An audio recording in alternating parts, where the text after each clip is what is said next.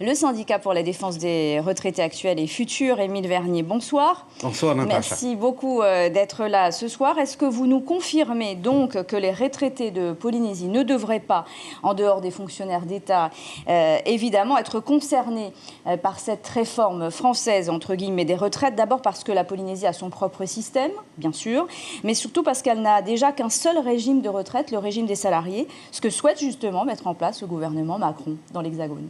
Oui, et en plus, il faut savoir que le système de retraite ici vient d'être réformé. C'est depuis le 1er janvier, on applique les nouvelles règles. La Polynésie, vous venez de le dire, a eu sa réforme des retraites. C'était en septembre 2018 et cela s'applique à partir depuis le mois de janvier. Elle a été adoptée aussi après beaucoup de contestations. L'âge légal du départ à la retraite sera donc de 62 ans en 2023, avec en plus l'allongement de la durée de cotisation qui va passer de 35 à 38 ans dès 2021. Est-ce que cela va permettre de résorber le déficit qui est aujourd'hui toujours plus élevé que 3 milliards, de l'ordre de 3,6 milliards. Pourquoi, dès 2024, cela devrait recommencer? Enfin, d'abord, le gouvernement a mis en place le COSER pour étudier ces choses-là, mais on n'a pas les moyens aujourd'hui. Mais on sait que ce qui a été fait là, ça va améliorer pour un petit temps.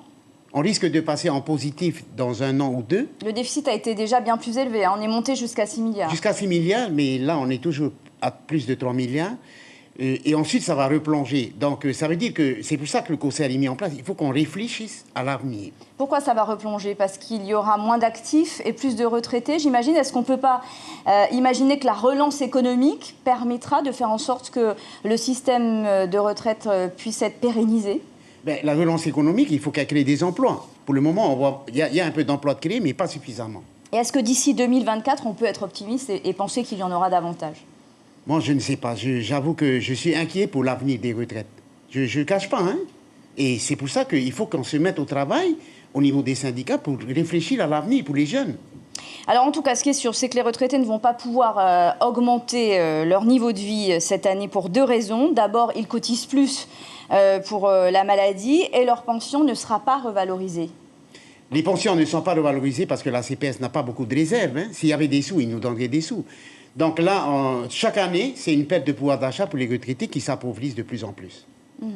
Ce sera encore le cas. Donc, vous avez eu la confirmation que les pensions ne seront pas revalorisées donc, en 2020. Il n'y a pas eu de revalorisation. L'année dernière, il y a eu une petite revalorisation, mais qui n'a même pas couvert la cotisation maladie, l'augmentation. La volonté d'Emmanuel Macron de réformer le système, qu'est-ce que vous en pensez, vous, en tant que spécialiste de la retraite? Est-ce que c'est un système qui est à bout de souffle, finalement, et qui a montré ses limites? Non, je ne pense pas que le système était à bout de souffle, mais il fallait réformer comme on a réformé ici. Et je pense que ce qu'il fait, c'est une bonne chose pour que tout le monde ait la même retraite. Quand tu fais un travail, le même travail, il faut que tu aies la même retraite, dans le fond. Donc, c'est difficile, parce que les gens s'accrochent sur leurs acquis, mais bon, je pense que ça va s'améliorer. Mais c'est une bonne chose. Merci beaucoup, Émile Vernier, d'avoir répondu à nos questions ce soir.